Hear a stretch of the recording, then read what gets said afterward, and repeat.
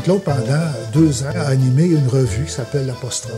Oui. On avait lancé à l'autre journal parce qu'on disait, des fois, on veut des articles un peu plus longs, tout ça, mais à cause des problèmes de distribution, surtout, parce que ça, c'est un des gros problèmes qu'on a au Québec. On a arrêté après un certain temps parce qu'on était pas capable de rejoindre le public qu'on voulait rejoindre.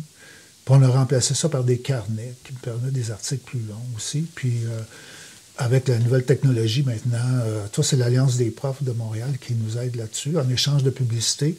Eux autres, ils ont une imprimerie. Et puis, c'est des photocopieuses. Maintenant, tu peux aller à la quantité que tu veux. Okay? Fait que les carnets, on en veut 50, il en fait 50. On en veut 10 de plus après, on en fait 10 de plus, ce qui est avantageux par rapport à l'imprimerie classique où tu es obligé de suite déterminer. On voulait aussi voir l'importance d'être capable de publier des textes plus longs, puis pas uniquement sur Internet, parce qu'on sait maintenant que contrairement à ce qu'on avait vu au début sur Internet, on disait, ben, ça va nous permettre des textes plus longs. On fait des articles dans le journal, puis des articles plus longs. Puis là, on a changé complètement. On comprend que la lecture sur Internet, c'est des textes courts. Il faut que les textes plus longs soient ailleurs. Fait que, où est-ce qu'on les place? Fait qu'on a décidé de faire des carnets, tu vois, sur des sujets importants, là, comme là, tu sais, compte rendu de 4 allocutions économiques de Jacques Parizeau, tu sais, qu'on avait repris. Et l'affaire intéressante là-dedans, c'est que M. Parizeau nous a appelés pour nous remercier d'avoir fait ça. C'était assez extraordinaire, tu sais, quand tu décroches le téléphone, c'est Jacques Parizeau.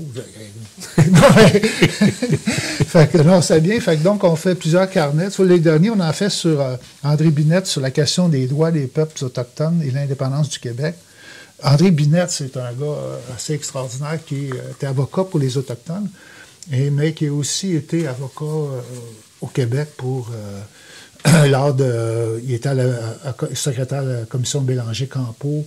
Il était là aussi, toutes les causes qui ont été plaidées par le Québec en Cour suprême. Il était comme un avocat ressource là-dessus, puis s'intéresse beaucoup aux droits autochtones. Donc, ça fait 3 carnets qu'on publie sur des thèmes différents de lui, sur les questions autochtones. On les popularise par le journal, puis par Internet, puis les gens qui en veulent, ben, ils les commandent. Puis on en distribue aussi quand on a des assemblées. Fait que ça comble un peu une difficulté, parce que dans un journal, on est limité, j'essaye de limiter les collaborateurs à 1200 mots.